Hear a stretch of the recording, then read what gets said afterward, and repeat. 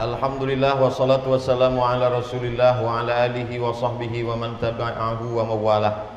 Yang sama-sama kita hormati Ketua Pembina Yayasan Tabung Wakaf Umat Al-Mukarram Ustadz Tatang Yudiansah, Ketua Pengurus Harian Yayasan Tabung Wakaf Umat Al-Mukarram Ustadz Al-Nob Dinar, seluruh komunitas hamba Allah, komunitas Ummu Aisyah, komunitas yang laki-laki ini payah ingatnya. Insyaallah semuanya dimuliakan Allah Subhanahu wa taala. Amin ya rabbal alamin. Saya sampaikan materi ini 30 menit. Setelah itu kita akan dialog tanya jawab. Energi itu artinya daya atau kekuatan untuk melakukan aktivitas sesuatu perbuatan. Ini semuanya nampaknya berenergi. Apakah Ustadz hari ini berenergi? Ya. Kenapa? Karena habis makan siang di Yayasan Tabung Wakaf Umat tadi. Sampai di sini karena komunitas melihat saya lesu, lalu ditanya, Ustadz mau makan lagi? Menganggap bahwa makan salah satu sumber energi fisik. Tapi justru ada orang tidak makan, tapi berenergi. Itu menunjukkan bahwa energi itu ada dua. Satu energi yang fisik, yang zohir, yang nampak, yang material. Satu lagi namanya energi yang tak nampak, disebut dengan batin, disebut dengan spiritual, yang datang dari dalam. Makanya kadang kita ketemu ibu-ibu sore-sore jam 5 tetap semangat pengajian.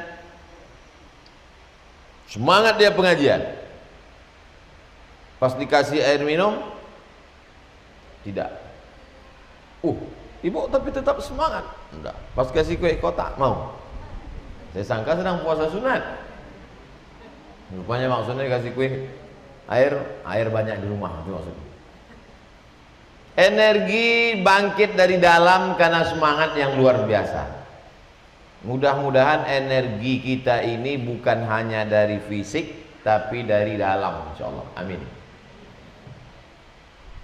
Energi ini kalau disalurkan sesuai dengan kemana kita arahkan dia ngikut kita aja.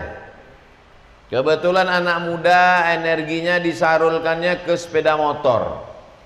Sepeda motor itu dibeli. Bagaimana cara membelinya? Dia bisnis. Semangat dia berenergi karena motivasi dari dalam. Target saya semester ini punya sepeda motor, jualan. Kenapa kau masih kuliah bisa punya duit banyak? Aku jualan. Akhirnya tengok hasil punya motor. Apa kau jual? Kebun bapakku. Jual kebun, beli sepeda motor. Target akan membuat orang bersemangat. Orang yang hidupnya tak ada target tak bersemangat. Masalah target-target hidup ini manusia terbagi kepada 3 golongan. Golongan yang pertama namanya kelompok yang mencari kesenangan hidup, kaum hedonis. Kelompoknya namanya hedon, alirannya namanya hedonis. Kalau dia makan sebanyak-banyaknya. Kalau dia berkuasa bagaimanapun caranya, halal haram bantai saja.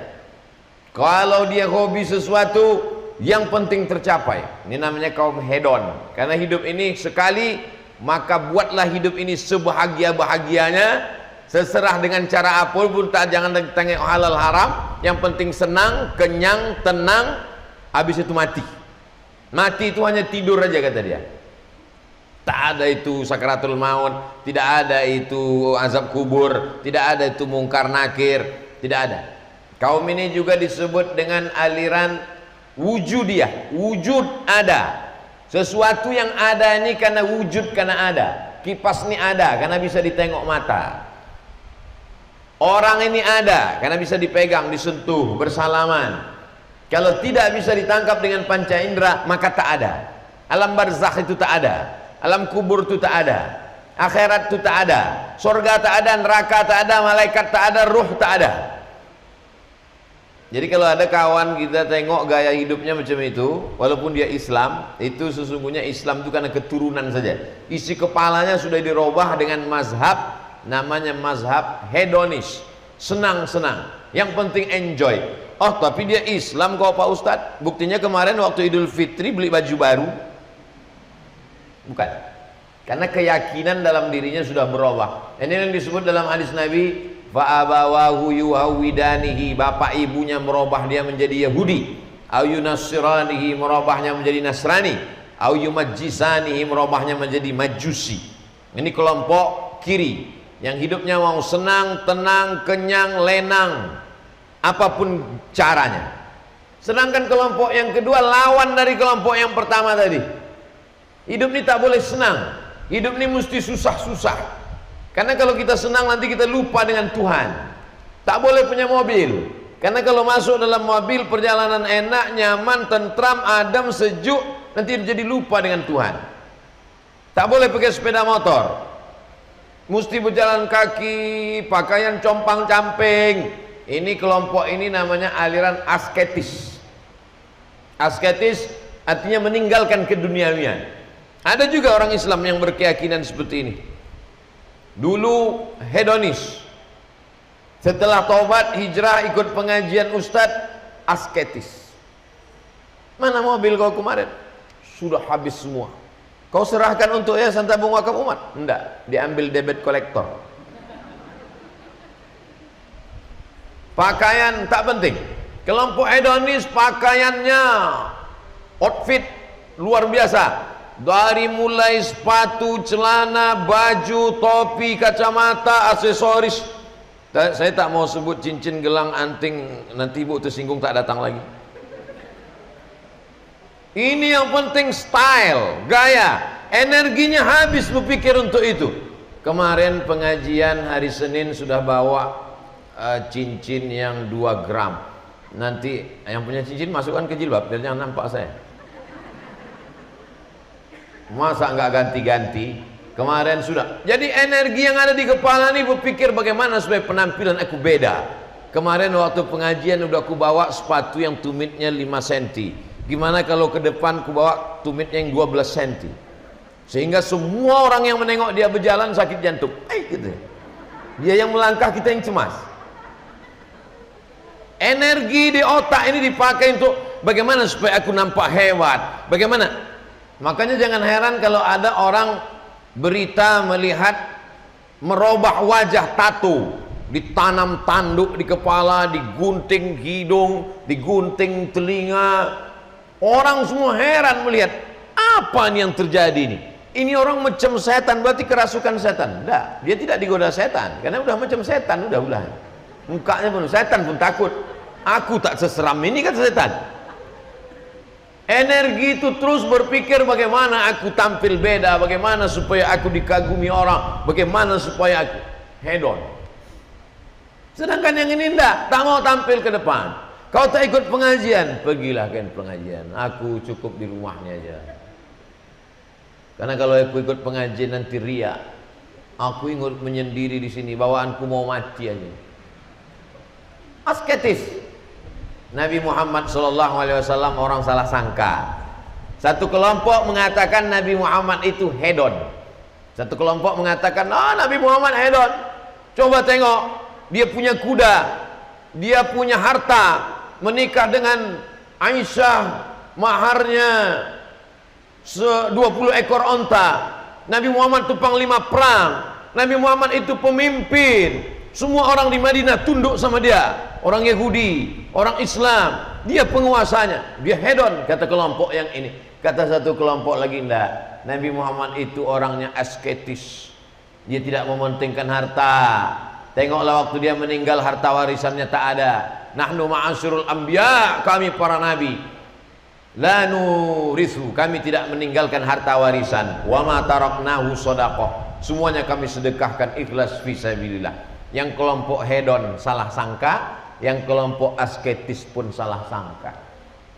Islam mana? Wa kadzalika ja'alnakum ummatan wasata, kamu adalah umat yang pertengahan. Umat pertengahan bagaimana? silakan punya mobil. Untuk apa punya mobil? Mobil kan tak dibawa mati. Mobil bisa dibawa mati. Mana mobil yang bisa dibawa mati? Serahkan ke YTWU. Untuk apa punya rumah banyak-banyak? Rumah 4 kamar, pakai kamar mandi, pakai tanah, lapangan parkir, pakai pagar besi. Untuk apa itu? Rumah bisa dibawa mati. Mana contohnya? Rumah YTWU wakaf, bukan cuma 4 kamar, 9 kamar, 2 lantai. Mudah-mudahan semuanya punya rumah 2 lantai 9 kamar. Amin. Dan semuanya diwakafkan. Pas yang pertama tadi, amin. Pas yang kedua, aminnya sir aja, tak bersuara. Nah, ini kelompok hedon namanya. Kalau ada ketika Ustadz doakan, mudah-mudahan semuanya punya rumah 9 kamar 2 lantai, diam aja dia. Ini kelompok asketis. Pas ditanya, kau tak ingin punya rumah? Untuk apa rumah? Dunia ini hanya tempat persinggahan, kita akan mati. Dunia ini tempat persinggahan. Pakai, gunakan energi untuk memasang target-target hidup. Kenapa komunitas hamba Allah, Ummu Aisyah dan komunitas lain yang tak sanggup saya mengingatnya?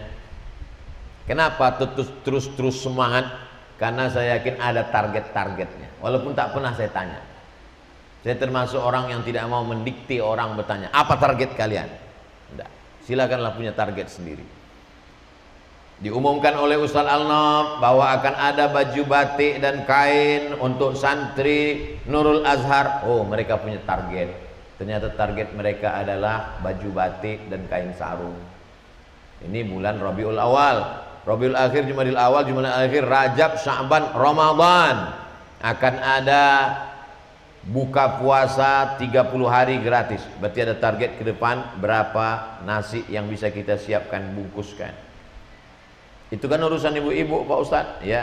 Urusan kami yang anak muda ngantarnya aja. Oke, bagi-bagi. Berarti siap bensin kalian berapa? Bagaimana cara? Ini barang sudah kami buat tapi tak laku. Itu bagian saya mengendorse-nya. Laku tak laku bukan urusan saya. Ini kita gunakan energi tenaga ini sebagai wasilah untuk beramal soleh. Puncaknya adalah beramal. Berawal dari energi berubah menjadi amal. Karena ada energi itulah orang bisa beramal. Tapi Allah Maha Adil, ada orang yang tak punya energi tapi bisa beramal. Macam mana orang tak punya energi bisa beramal? Amalnya amal batin. Orang yang kena penyakit terbaring di ruang ICU tak ada energinya, tapi amalnya besar. Nama amalnya sabar, nama amalnya ridho, nama amalnya tawakal. Jadi kalau ada kawan kita, tetangga kita, sahabat kita, anggota komunitas kita diajak ngumpul duit, tak mau. Ikut pengajian, tak mau. Ikut nyumbang baju, tak mau. Nyumbang mobil, tak mau. Nyumbang rumah, tak mau. Bawa ke ruang ICU. Kau cocoknya amal kau 3 aja kata Ustaz Somad: ridho, ikhlas, tawakal. Baringlah kau di situ. Karena dia tak ada energi yang mau dipersembahkannya, yang akan dibawanya sebagai bekal menghadap Allah Subhanahu wa ta'ala. Komunitas-komunitas ibu-ibu ngomongnya lancar, diajaknya orang kumpul beras, rajin berjalan ke sana kemari, dikumpulkannya untuk pembebasan tanah wakaf, pembangunan. Ini luar biasa. Hitung, ternyata dalam setahun sekian miliar.